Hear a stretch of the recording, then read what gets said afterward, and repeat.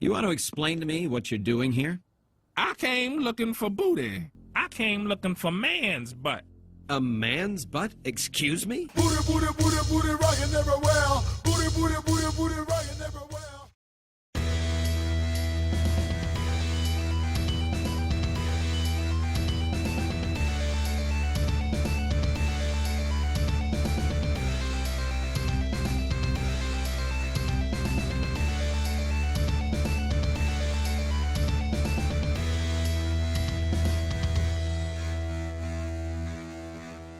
Yep, all the scantily clad miniatures I paint can all be women. This Kingdom Death miniature was primed with Vallejo's matte black. I then swapped to Golden's high flow acrylics and airbrushed an anti-zenithal of violet, and then an anti-zenithal of violet and teal on the front side. From the front, I then applied zenithal sprays of blue and a lighter blue for the front highlights. From the back, I repeat the same with yellows to lay the foundation for the lantern's light. I'm not super happy with how this miniature came out, but I don't hate it either. The idea I had in mind was that he was underneath a full moon, and he and the landscape were bathed in its light. Behind him, men, women, and children he had rescued followed closely behind. The children's gaze was transfixed by the light of his torch, the luminous flame contained within a beacon promising salvation. Much of the women and a few of the men instead lingered upon. Booty, booty, booty, booty, rockin' everywhere.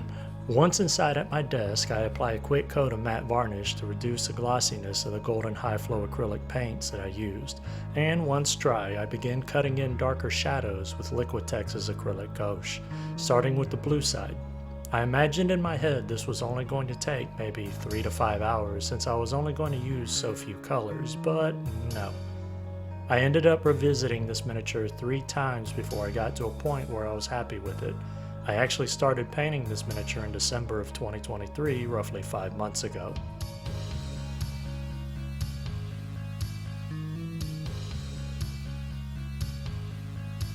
I move on to the highlights next, using a mix of turquoise with bright aqua green for the first highlight. I then added more aqua green into the same mixture for a second highlight.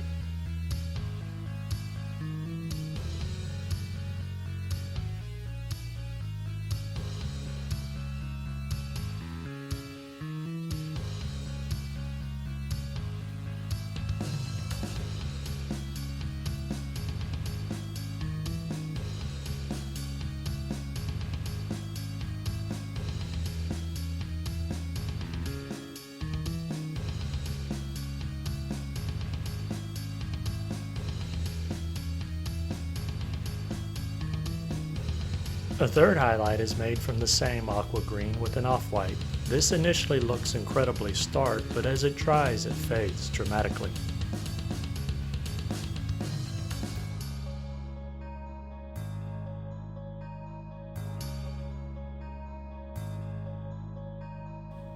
I decided to apply an additional deeper shadow around the miniature before adding a final highlight in key areas. This highlight turned out to be far brighter than I intended, so I glaze it down with a very thick turquoise to help tie it back to the other tones.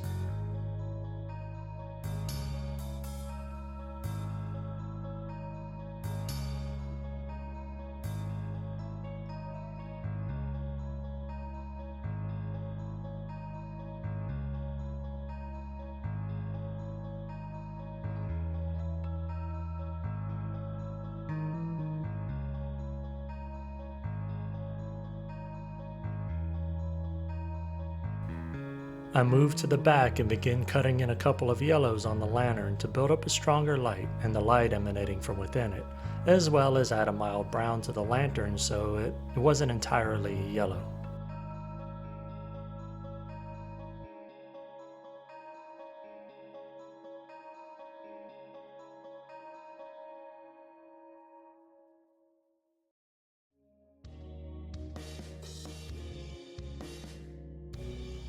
It was at this point I decided to try oil washing the miniature after adding a gloss varnish to protect the existing paint.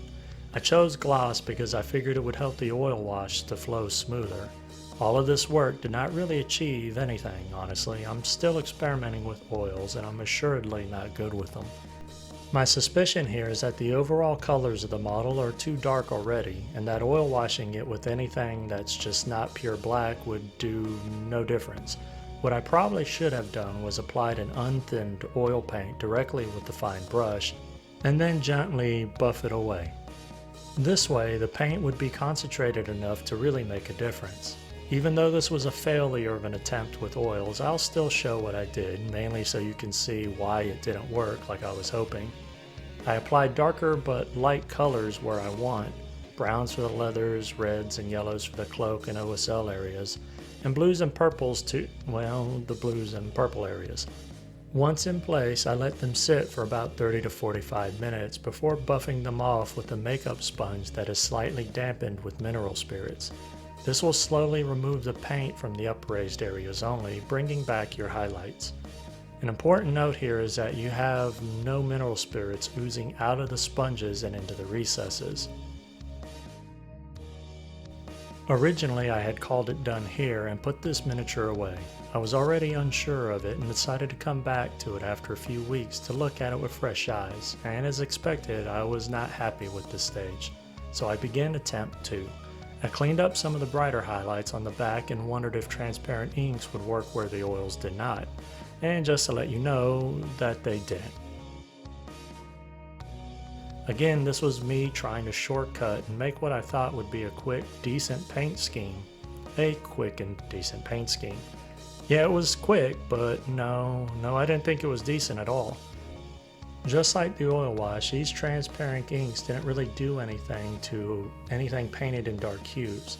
At first glance, yeah, it looks a lot darker and it's going on smooth, but once it dries in a few seconds, much like the oil wash, it all but fades and looking like I did nothing at all. At this point, I was frustrated with this miniature, and I also had begun painting the Warhammer 40k Necron models, so in a drawer this chiseled Greek statue of a specimen went. I no longer could stand the sight of him or his thick. Booty rockin' everywhere. Months later, I decided I'd been painting too many modern or sci-fi miniatures and I needed some more things in the way of a fantasy D&D-esque setting, so I returned to this twice failure of mine, this time resigning that it was long since past the dream of a quick and easy project. I left the oils and inks alone and pulled out only acrylic paints and set to work. I decided not to start over completely though and went even deeper with my shadows in this first step.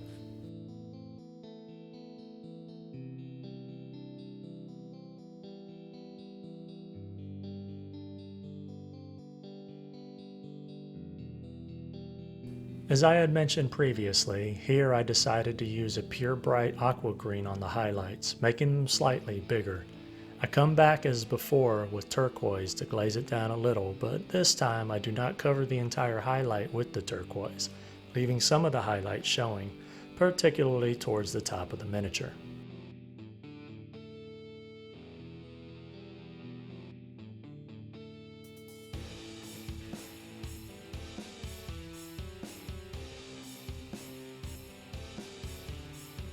I then mix blue and magenta, and though it makes him look like he's He-Man's Skeletor, this step went a long way in making the leathers stand out from his flesh.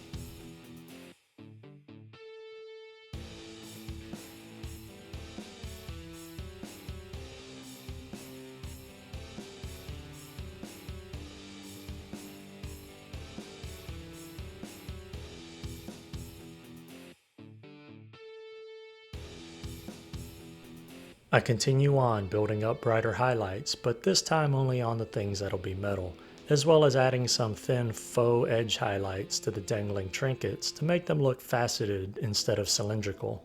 Doing this made them stand out more from his flesh.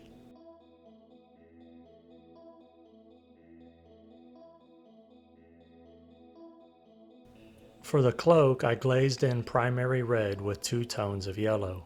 I show each step once, but the reality is I went back and forth with these 3 colors multiple times to somewhat smooth it out.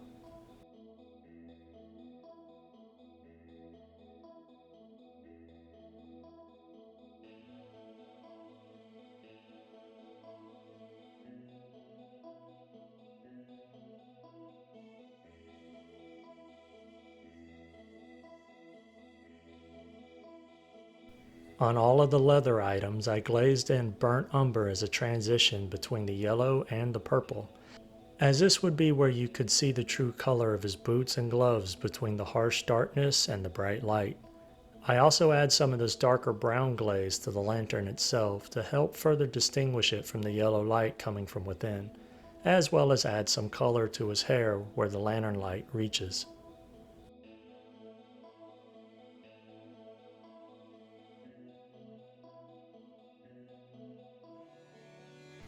And this is the end result, at least for now. It's markedly better than before, but I'm still not content with it. I can make this better, just not right now. I've mentioned before in several videos that I want to come back to different miniatures. So what I think I'll do is make a video or a series of videos where I go back to old miniatures that I had painted on this channel and see if I can't make them better. I'll probably set a limit of steps though, like here's 10 minis, and I'll allow myself 3 to 5 steps for each one. And then here is the before and after results. As for lessons learned on this male visionary, no more oil washes or transparent inks on a miniature covered in primarily dark colors. Also, even though I like the idea of a dark setting with only a small light source, I need to allow more colors into it, as I did with the butcher I painted from Kingdom Death's line, which you can hopefully see a link in the top right corner now. If you cannot, the link is in the description. I hope you learned something or were inspired to expand or start your own Kingdom Death collection. If you have any questions or comments, please leave them below, and if you like the content of this video and would like to see more, please like, share, and subscribe. Or even better, hit the notification bell. I'm Jim with Working with Miniatures. I'm truly grateful for your time, and I bid you a fond farewell. Until the next video.